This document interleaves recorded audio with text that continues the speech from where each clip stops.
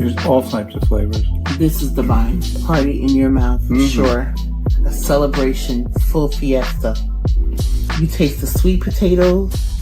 Because remember, we use two potatoes. We use sweet potatoes and we use yellow potatoes. And today we're going to make some scalloped potato rolls for you. All right, so today, in making our scalloped potato rolls, we have Parmesan cheese here. We have mushrooms. We have onions, some garlic, and some tricolor bell peppers, some green, orange, yellow, and red. And we have fresh mozzarella. And as I always tell you guys, if you don't have certain things, you can make do with what you have at home. Today we're actually using ground meat to cook, but if you have ground turkey or ground chicken, or you don't actually want to put any meat at all, you can do that. This is what's great about cooking. You can make it your own and what you have at home. Now I use fresh mozzarella because I like it, but if you have the pasteurized mozzarella, you can use that as well.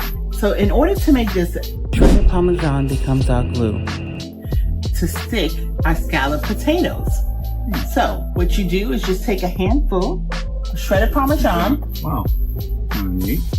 And Ian's going to begin cooking our meat. And you layer your scalloped potatoes. So what we're going to do is take, I like personally the yellow Yukon potato, but you can use a russet potato.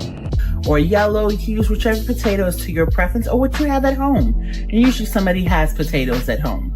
So you want to take the yellow one, a sweet potato one, and you're just going to assemble it just like that. Nice color too. I like colors because colors represents nutrition.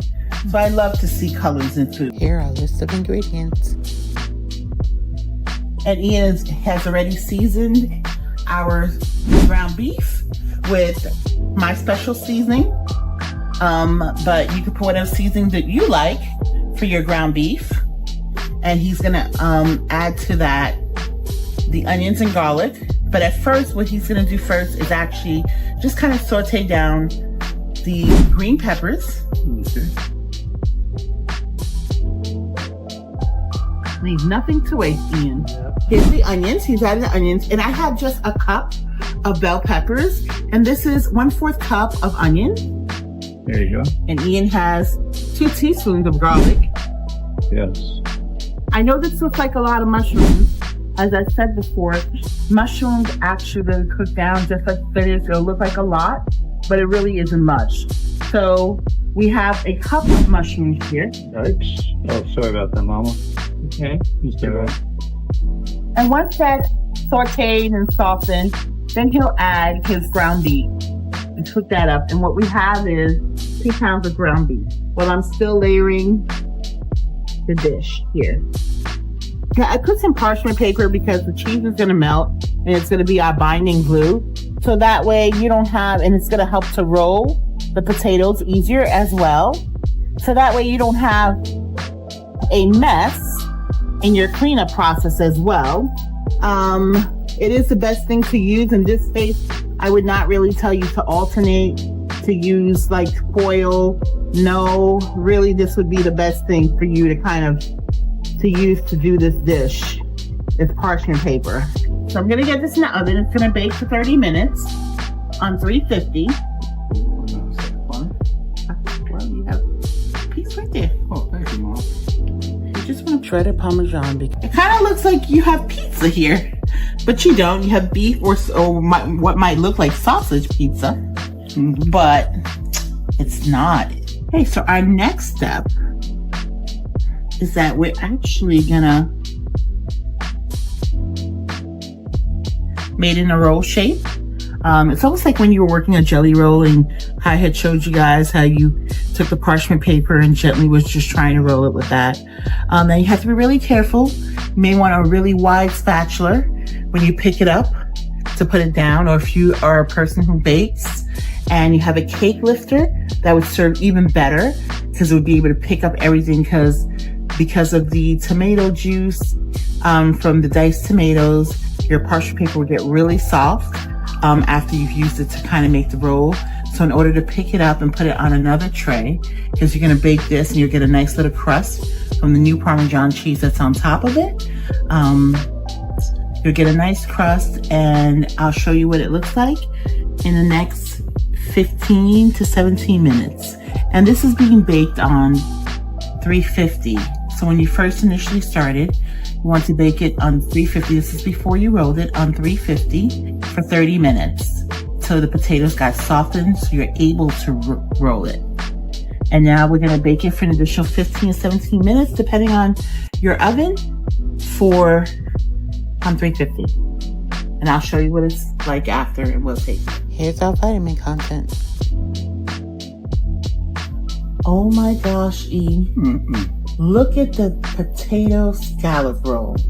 How beautiful that came out. The one that looked like the lasagna, how we rolled it up. Yeah. You know, we laid it like a lasagna and we rolled it up. How beautiful that looked. Okay, so I think it's time for us to cut this pretty picture and put it on our plates. Look at our scalloped potato roll. Look how beautiful this is cut up. You get to see all of our vegetables and our meat. And I just garnished it with a little bit of parsley. This is, and you see the diced tomatoes and the potatoes right in there. It's so wonderful. I cannot wait for us to eat and try this. Bon appetit. Here's tomatoes and the meat and the kale all in here.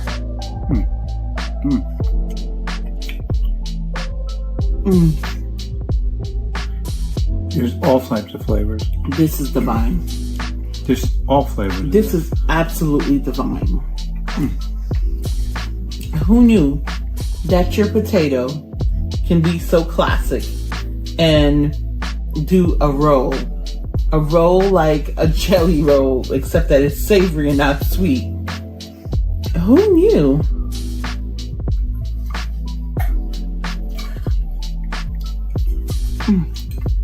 Delicious. To die for. Please hit the like button and subscribe to us. This is unbelievably delicious. This is a party in your mouth for sure. A celebration, full fiesta. You taste the sweet potato. Because remember, we use two potatoes. We use sweet potatoes and we use yellow potatoes. And again, I told you, if you don't have yellow potatoes, you can use russet potatoes as well. And you could just make it plain without the sweet potatoes, or you could add russet potatoes with the sweet potatoes. This is all about creativity.